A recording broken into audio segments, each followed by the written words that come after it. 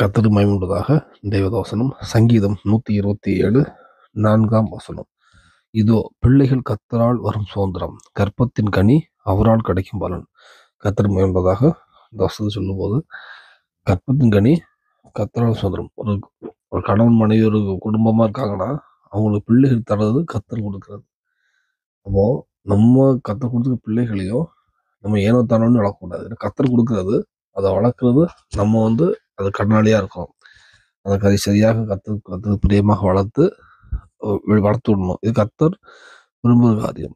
சிலவங்களுக்கு திருமணமாகி குழந்தைகள் தாமதமாகிடலாம். அது கர்த்தர் ஒரு வேலைக்கு வச்சிருப்பார். ஏன்னா அதை தீர்மானிக்க கர்த்தரா இருக்கிறது வேதத்தின்படி. அந்த வேலையிலும் யாருக்காவது அந்த மாதிரி பிள்ளைகளை நம்ம சரியாக வளர்க்காம கர்த்தர் கொடுத்த கர்ப்பத்தின் கர்த்தர் தான் கொடுக்குறாரு. அதை நம்ம சரியாக பராமரிக்கப்போமானால் இந்த மன்னிவு கேட்டு இனிமேல் அவங்க பிள்ளைகளும் சாட்சியோட வாழ்க்கை அந்த பிள்ளைகளும் சரியான வழி நடத்துவோம். யாருக்காவது திருமணமாகி ஆண்டவரே ஏதாவது காலதாமதமாக இருக்குமானால் இந்த வேலையை செபிப்போம். எல்லாத்துக்கும் அதுக்கான வாசலை கர்த்தர் திறப்பாராக. எல்லா தடைகளும் விலகுவதாக. ஒரு சாட்சியாக அந்த பூமியில் மாட்டுவாராக. பல்லவத்துக்கு ஆயத்தப்படுத்துவாராக. அர்ப்பணிப்பு தேவன் கிருபை செய்வாராக. ஆமென்.